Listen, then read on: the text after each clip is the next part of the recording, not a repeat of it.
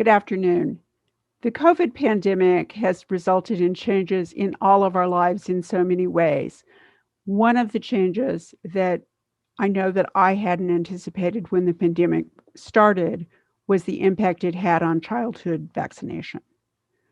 But before we get into that, I do want to just start with an expression of appreciation for all of the work done by so many frontline healthcare workers and public health workers in the United States to help us bring this pandemic towards control. This is the data from CDC's COVID tracker, and it shows the dramatic reduction that we've seen in the United States, really due primarily to the vaccination program, but also all of the other mitigation steps and testing that has been done since the beginning of the pandemic. So for those of you who have helped support this, thank you so much for all you've done. It's been an incredible experience this last year or so, and thank you for your work to help bring this towards an end.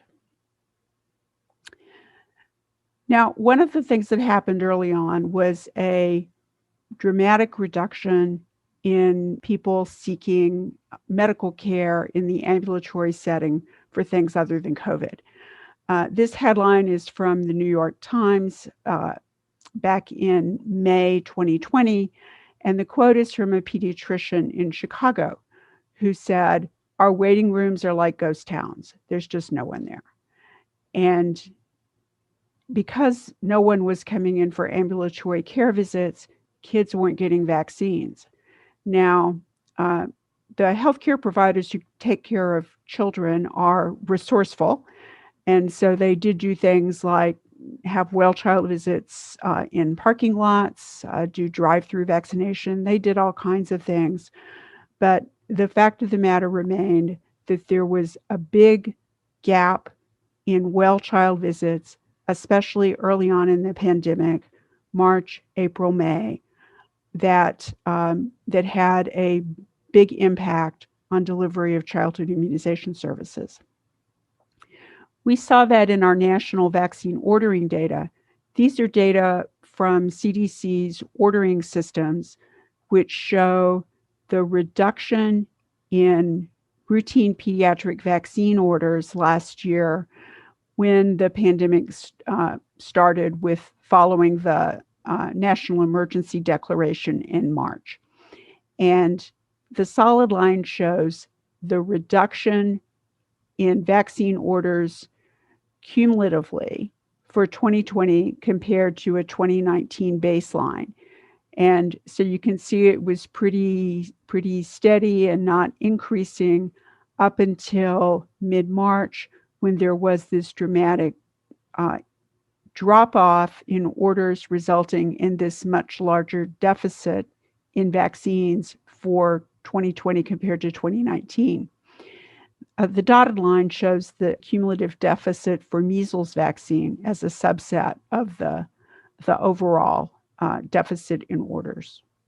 Now, the good news is, since the spring of last year, there has been a rebound in weekly provider orders. This graph shows orders by week with the weekly orders for 2020 and 2021 in the orange color, and the comparison week from 2019 in blue. So each set of bars represents a single calendar week. And what you can see is on the far right side of the graph, things are pretty similar for 2021 compared to the comparison period in 2019. So it definitely looks like things have gotten better.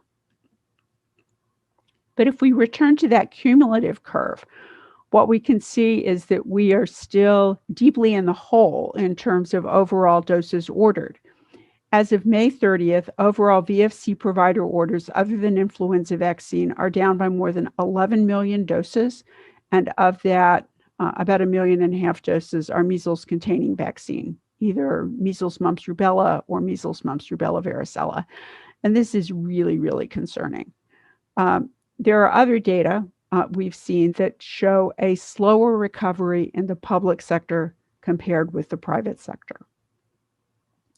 There also were differences in the gap by vaccine. And if we look at vaccines with fewer doses in the series given to younger kids, the percent reduction is less than in the vaccines with more doses in the series and that are given to older kids. So for rotavirus vaccine, which is given to the youngest infants, only down by about 5%, PCV 13, 4-dose series, the last dose in the second year of life, down by almost 8%. DTaP containing vaccines, a 5-dose series with the last dose at school entry, down by almost 9%. Compare that with the 3 vaccines recommended for routine use at 11 to 12, well up into double digits, with meningococcal conjugate vaccine down by 14%, Tdap down by almost 18%, and HPV vaccine down by 18%. Measles containing vaccines are also down by almost 19%. I will say that because there was a measles outbreak in the comparison period, this gap may be exaggerated a little, but the number of additional doses given in the baseline period in 2019 isn't sufficient to account for this large reduction. So the need for catch-up vaccination is urgent as we plan for safe return to in-person school. We know that many school-age children missed recommended vaccines over the last year due to the disruptions associated with COVID-19. We're especially concerned about the gaps for measles vaccine, as well as the vaccines routinely recommended at 11 to 12 years of age, including HPV vaccine. With everything that was going on last year, schools may have not focused on compliance with school vaccination requirements during the 2021 school year. We do need to get children caught up on vaccine doses they missed so that they can safely return to in-person learning, and there is urgency about doing this. We know that back-to-school vaccination traditionally happens in the summer, and we need to get kids caught up now. Now that COVID-19 vaccine is available for younger adolescents, of course, that's wonderful. It's great that we now have this vaccine to help them safely get back to in-person activities, school sports, extracurricular activities, and so forth.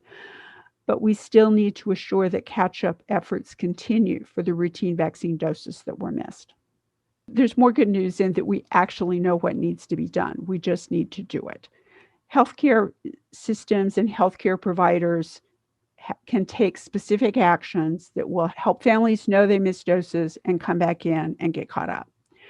And those specific actions, including identifying families whose children missed doses, contacting them to schedule appointments, providing prompts to clinicians who are seeing children to deliver the vaccines that are due or overdue if they come in for something other than a well-child visit, and letting families know what precautions are in place for safe delivery of in-person services, because even now some families may have concerns that coming into a healthcare setting is not safe because of COVID.